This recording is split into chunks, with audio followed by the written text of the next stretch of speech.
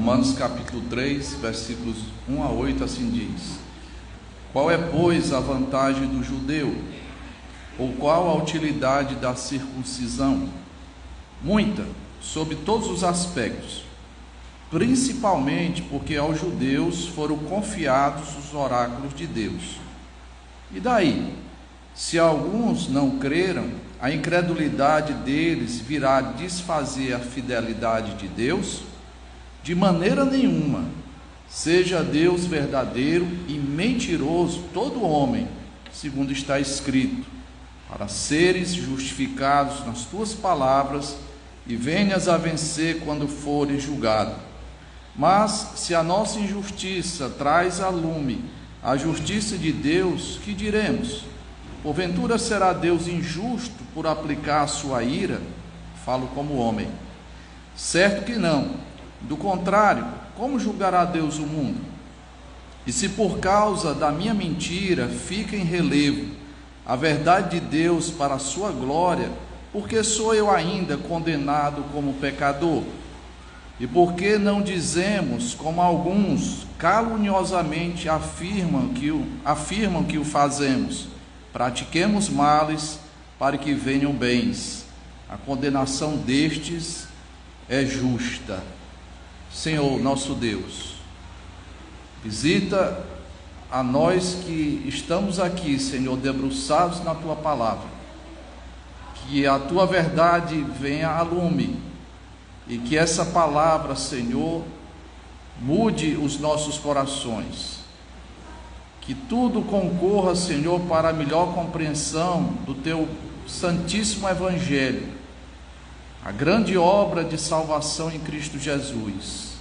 Ó Deus, faze grande, Senhor, no nosso meio, pela compreensão da Tua palavra e pelo poder, Senhor, do Teu Espírito, aplicando esses princípios aos nossos corações. Assim te pedimos, em nome do Teu Filho Jesus, o nosso mediador.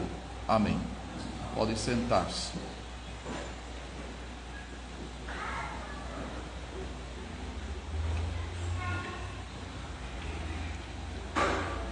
Meus queridos, nós estamos diante de um texto nada fácil, texto difícil.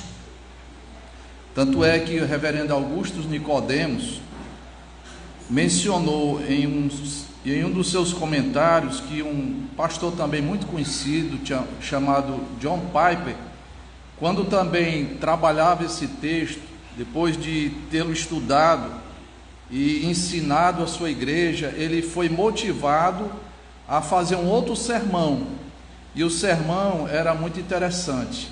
Por que é que Deus coloca textos difíceis na Bíblia, né? Depois de se deparar com esse texto do capítulo 3, do versículo 1 a 8 de Romanos.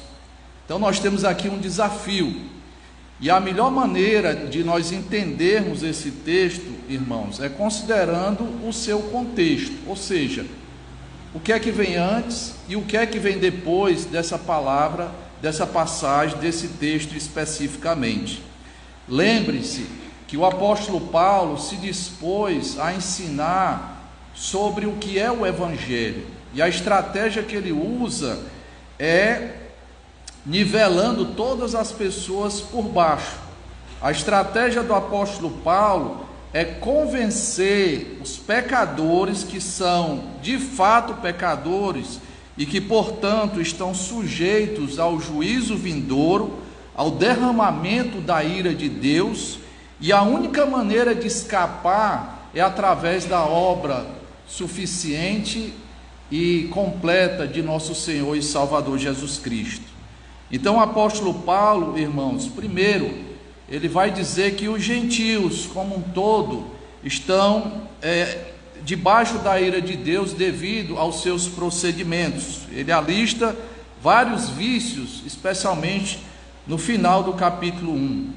No capítulo 2, o apóstolo Paulo agora mira os canhões de Navarone, pensando nos moralistas, aqueles que até concordaram com o apóstolo Paulo, quando o apóstolo Paulo denuncia os pecados dos gentios, ele dizendo: é isso mesmo, eles são pecadores e merecem a punição de Deus. E o apóstolo Paulo diz: portanto és indesculpável, homem, quando julgas quem quer que sejas, porque no que julgas a outro, a ti mesmo te condenas, pois praticas as próprias coisas que condenas.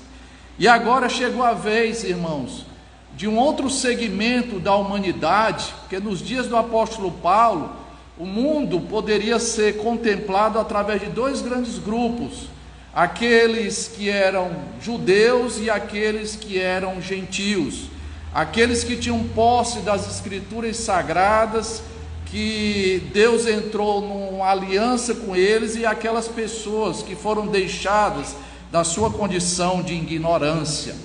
O apóstolo Paulo, ele vai tirar qualquer tipo de segurança do homem em relação a algum futuro promissor, seja pela sua hipocrisia, pessoas que, pelo simples fato de denunciar o erro de outras, isso parecia que davam a falsa segurança de salvação.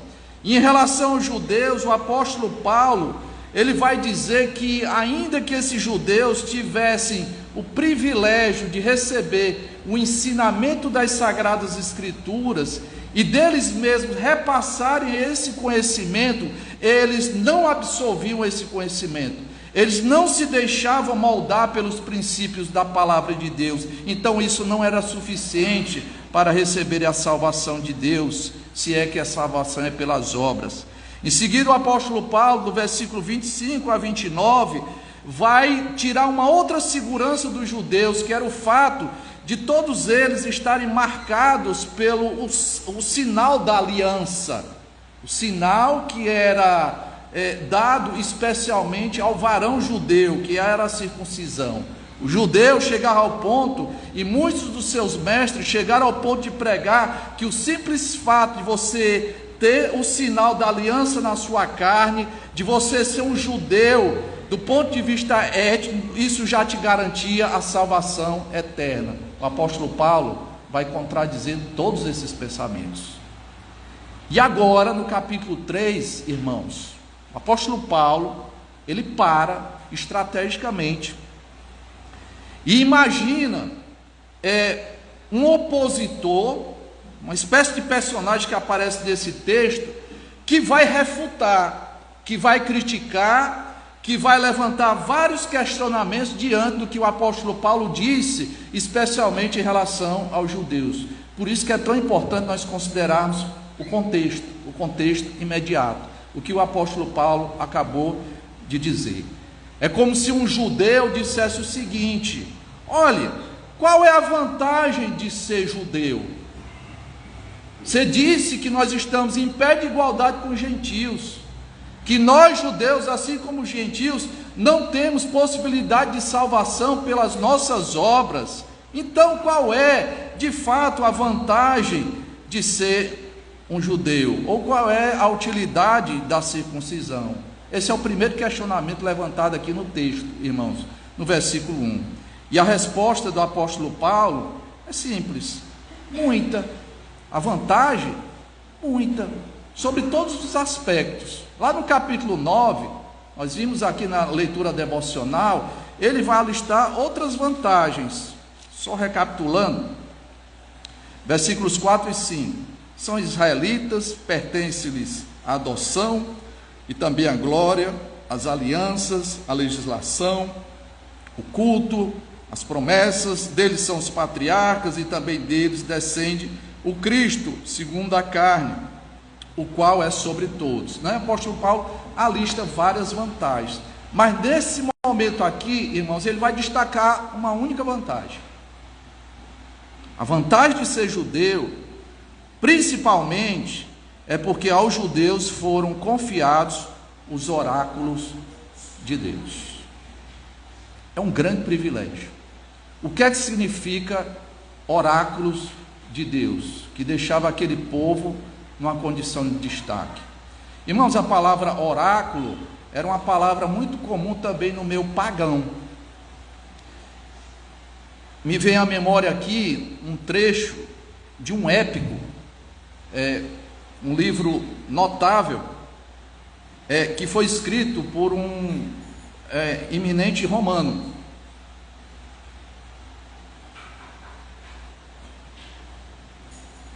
Eu me refiro a Eneida. Foi de lá que saiu o nome Enéas. Nós temos um diácono aqui que se chama Enéas, né? Então foi dessa literatura antiga que brotou esse nome. A Eneida, irmãos, fala das peripécias de Enéas, que foi um herói troiano, depois de Troia ter sido destruída, e aí ele vai numa viagem cheia de percalços até a Itália.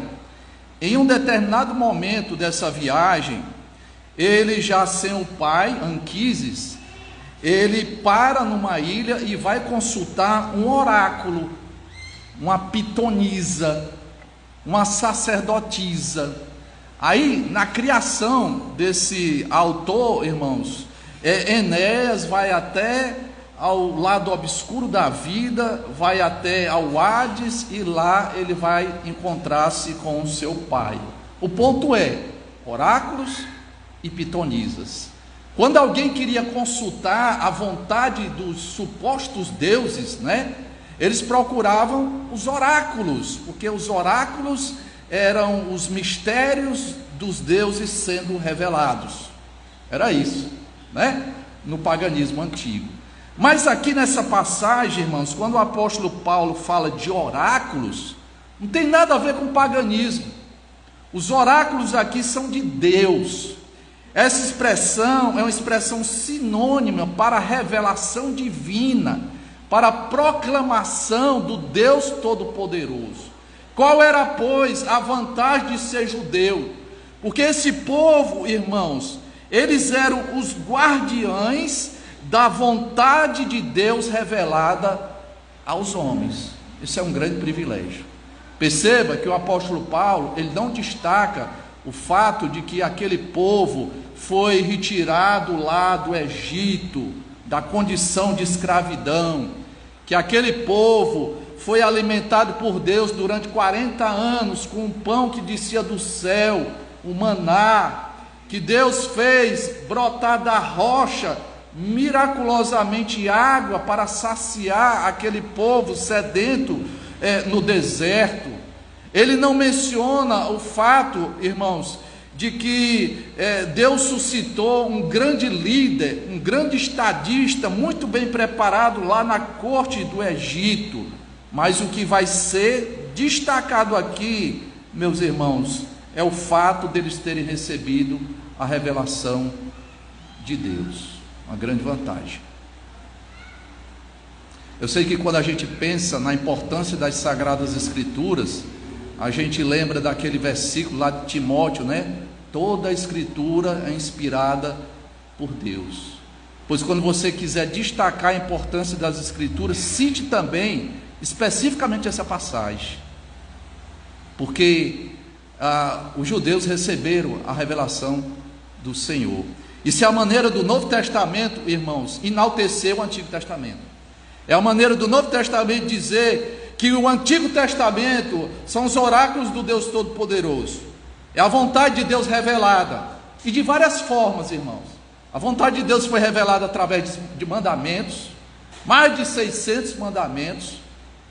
Os principais são aqueles 10, que nós chamamos das 10 palavras ou do decálogo.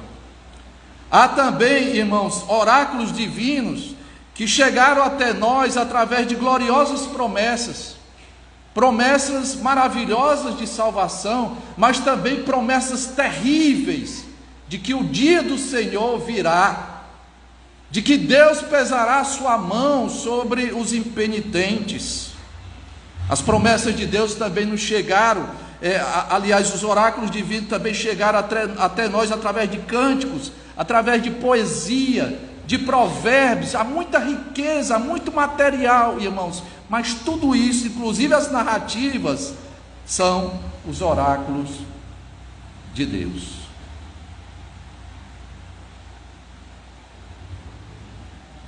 Lembre-se, o apóstolo Paulo está refutando um crítico, provavelmente um judeu, Isso não era difícil de imaginar, irmãos, porque o apóstolo Paulo, quando ele saía pelo mundo antigo, ele ia até as sinagogas e ele ouviu muitas vezes as pessoas demonstrarem as suas reservas em relação ao evangelho através de muitos argumentos.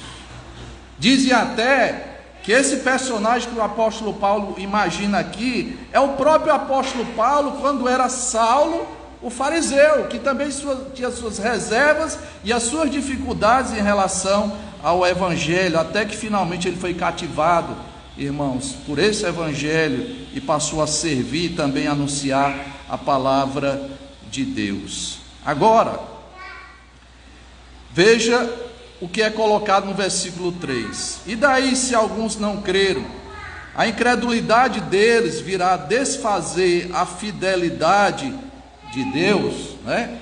Então alguém imaginou que aquilo que estava sendo anunciado pelo apóstolo Paulo comprometia a fidelidade de Deus. Bem, se você diz que é vantajoso ter os oráculos de Deus, e parte desses oráculos tem a ver com as promessas de Deus, e promessas de Deus tem a ver com a fidelidade do Deus Todo-Poderoso, né? Então, por que muitos judeus vão ser lançados no inferno?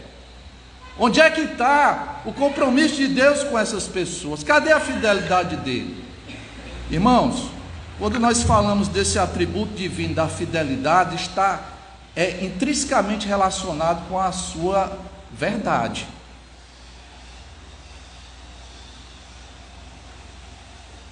Deus é verdadeiro, Ele é uma pessoa genuína.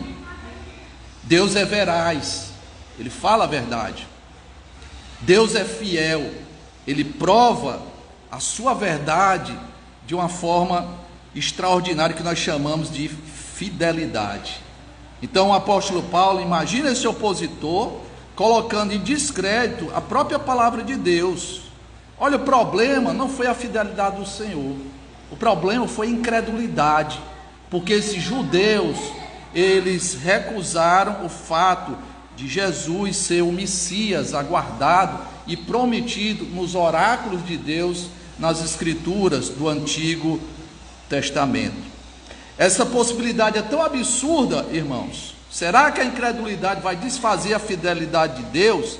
Que o apóstolo Paulo, ele responde a esse questionamento com um categórico: de maneira nenhuma. Perceba que até a pausa final que é colocada aí é com um ponto de exclamação, que dá a ideia até de um sentimento muito forte. É como se o apóstolo Paulo dissesse o seguinte: longe de mim pensar tal absurdo. A fidelidade de Deus não foi comprometida, irmãos. Lembre-se de Abraão, aquele homem que foi chamado lá da terra da Mesopotâmia, e Deus fez extraordinárias promessas, dizendo: em ti serão abençoadas todas as famílias da terra. Isso se cumpriu. Por isso que nós, cearenses, fomos contemplados, apesar de não sermos judeus, não o judeu étnico, mas o judeu verdadeiro, o judeu que imita a fé de Abraão. Por isso que nós fomos contemplados com essa salvação. É a promessa de Deus se cumprindo ao longo das eras. Então de maneira nenhuma, como disse o apóstolo Paulo. Seja Deus verdadeiro e mentiroso todo homem, segundo está escrito, né? Então quem é infiel, irmãos, é porque é mentiroso. A infidelidade é algo próprio do ser humano. Nós somos assim, cheios de contradições. Nós somos assim, pessoas que prometemos e não cumprimos. Nós somos pessoas, infelizmente, dadas à mentira. Deus não. Deus é absolutamente veraz. Deus é absolutamente verdadeiro. E eis a verdade de Deus, que é o seu evangelho. Aí o apóstolo Paulo, ainda pensando nesse antagonista, nesse personagem que fica tentando refutar o apóstolo Paulo, no versículo 5 diz: mas se a nossa injustiça traz a lume, ou seja, deixa claro a justiça de Deus, que diremos? Porventura será Deus injusto por aplicar a sua ira? Esse argumento aqui é altamente cínico. Esse argumento parte do princípio de que quanto pior, melhor. Se a minha injustiça concorre para enaltecer a justiça de Deus, por que eu vou ser condenado? Esse é o argumento dele. Esse argumento é tão constrangedor que o apóstolo Paulo diz assim: eu falo como homem, isso aqui não tem nada a ver comigo não, eu estou falando o que outras pessoas andam dizendo por aí. Tem gente que está defendendo esse tipo de absurdo. Perceba que o mesmo princípio vai se repetir em outros argumentos. Aí ele faz questão de frisar que isso é absurdo, né? No versículo 6 ele diz: certo que não, do contrário, como julgará Deus o mundo, né? Então Deus vai julgar esse mundo, e Deus vai julgar a injustiça, o pecado, tudo aquilo de errado que está acontecendo nesse mundo. As obras más serão punidas, irmãos. Versículo 7: e se por causa da minha mentira fique em relevo a verdade de Deus para a sua glória, porque eu sou ainda condenado como pecador, do pior para o melhor. O pior, a mentira, e o que é o melhor, a verdade de Deus. Eu vou ser punido porque eu contei mentira? Quando eu minto, fica em destaque a verdade de Deus. Isso é puro cinismo, irmãos.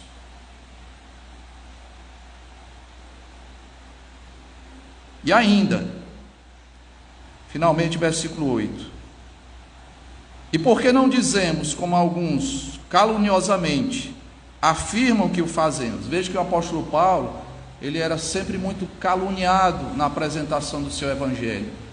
Aí ele lembra-se aqui de muitos que afirmavam o que? Pratiquemos males para que venham bens. Eles ouviam a exposição do evangelho da graça, que Deus salva de todo o coração o pecador, sem que o pecador mereça, que Deus salva independentemente das nossas obras. Então as pessoas imaginavam, os judeus e muitos outros grupos religiosos ainda hoje, se a salvação é tão fácil assim, é só crer em Jesus Cristo, eu não preciso realizar nada, então no que é que vai dar isso? No antinomismo. O que é o antinomismo? Viver de qualquer jeito. Por isso que o apóstolo Paulo vai dizer: uns dizem que eu estou levando as implicações e dizendo que eu é que estou ensinando essas coisas. Pratiquemos males para que venham bens. Como é que o apóstolo Paulo responde? Tem uma hora, irmãos, que não vale mais a pena argumentar.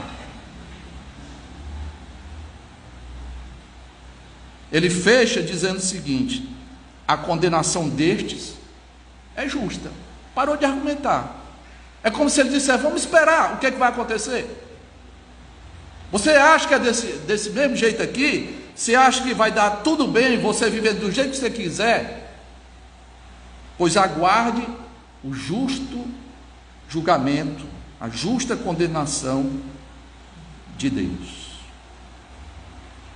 Paulo refutando os inimigos do evangelho. O que é que nós podemos aprender, irmãos, a partir desse texto? Em primeiro lugar, não esqueça que é vantajoso possuir os oráculos de Deus. Se Paulo disse isso em relação ao Antigo Testamento, o que dizer nós, Igreja de Deus, que temos, além do Antigo, também o Novo Testamento? Todos aqueles 66 livros que fazem parte, irmãos, do cânon das Sagradas Escrituras, da Bíblia Sagrada, da biblioteca do Espírito Santo, é um grande privilégio. E pensando nisso, irmãos, nunca despreze os momentos preciosos que nós temos para ouvir a exposição da palavra de Deus. É uma grande vantagem. Mesmo aqueles que não se convertem, muitas vezes colocam o pé no freio dos seus pecados, muitas vezes têm os seus pecados denunciados, ficam constrangidos e temporariamente abandonam práticas perniciosas.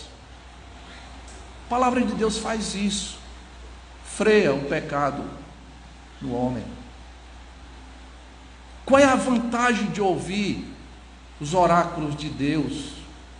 Quantas crianças, irmãos, quantos adolescentes que estão na igreja desde cedo, e muitas vezes essas pessoas desejam ter tido algum tipo de experiência lá no mundo. Aí eu gostaria de ter me afundado um pouco no mundo para experimentar uma coisa mais extraordinária. Nunca deseje isso. É uma bênção muito grande você ser preservado das loucuras deste mundo. Um filho de crente é muito abençoado, porque ele tem a vantagem de ouvir a palavra de Deus. Nós sabemos que o ouvir, irmãos, é importante, porque o Espírito Santo, ele vocaciona pessoas, ele converte pessoas a partir do anúncio do Evangelho. Por isso que é tão importante você estar aqui constantemente, aproveitando todas as oportunidades para ouvir a voz de Deus, os oráculos de Deus sendo anunciados. Nunca despreze isso, nunca despreze. Segundo lugar, nós temos que defender a verdade de Deus. É isso que o apóstolo Paulo está fazendo. Ele faz de uma forma muito inteligente. Aí, pensando aqui no que foi dito em relação a John Piper, por que é que Deus escreve textos difíceis? Ele vai responder, dentre outras coisas, que é para levar a igreja a estudar mais. Na época de Martinho Lutero, conta-se que havia já pessoas muito místicas, pessoas que se deixavam levar pelas suas impressões, pelas suas intuições, achando que aquilo era alguma forma de Deus revelar a sua vontade, né? Aí diziam, olha Lutero, você tem que ficar mais aberto, né, a comunicação direta do Espírito Santo na sua vida. Chamava essa subjetividade como sendo a comunicação de Deus. Aí Lutero respondia a esses entusiastas, né? Pois o Espírito manda que eu estude. Vai estudar, Lutero, vai estudar cada vez mais as Sagradas Escrituras. Nós temos que nos debruçar nesse texto tão importante, o livro mais importante da humanidade. Eu sei que os estudantes aí, eles se dispõem muitas vezes a estudar arduamente, os períodos de prova, às vezes até perdendo o sono, indo na madrugada, e especialmente os estudantes que estão no último ano do ensino médio, se preparando para o Enem, para uma melhor pontuação, para terem condições de ingressar na universidade pública. Eles se empenham durante todo um ano. E aquelas pessoas que querem um melhor trabalho, que vão e estudam arduamente para serem aprovados no concurso público, estudam, e nós não vamos estudar, irmãos, o livro que trata da nossa salvação? Não vamos medir esforços em relação a isso? Estude as Sagradas Escrituras, estude e defenda a verdade de Deus. Nós somos apologetas. Sabe o que é um apologeta? Aquele que defende os princípios de Deus. Precisamos de homens e mulheres assim. A igreja nunca foi bem-vinda nesse mundo. A igreja sempre foi vista, irmãos, com a sua mensagem, pelos pagãos como loucura, e para os judeus como escândalo. As pessoas desse mundo odeiam Jesus Cristo, odeiam o fato de que um dia vão se apresentar diante de Deus e serão sumariamente condenadas. Esse tipo de mensagem não agrada ao mundo. Ira de Deus, julgamento vindouro, o dia do Senhor. Eu não quero saber dessas coisas, não. Eu quero saber daquilo que pode me trazer dinheiro, né? Eu quero não um pastor, eu quero um coach. Eu quero alguém que me dê condições de ter uma vida mais agradável em família. Essas coisas são boas, mas o Evangelho não é para isso. O Evangelho é para dizer que você é pecador, que você está arruinado, que você precisa da obra de Cristo, que você precisa se arrepender dos seus pecados. Aí sim você vai experimentar uma salvação gloriosa, uma salvação eterna, uma salvação que tem a ver com Deus que é fiel. Nosso Deus é assim, Ele é fiel nas suas promessas, Ele é fiel no seu modus operandi. Qual é o modus operandi de Deus? Arrependa-se. Qual é o modus operandi de Deus para a salvação? Creia no meu Filho Jesus Cristo, aí você terá a vida eterna. Pense nisso. Que Deus nos abençoe. Amém.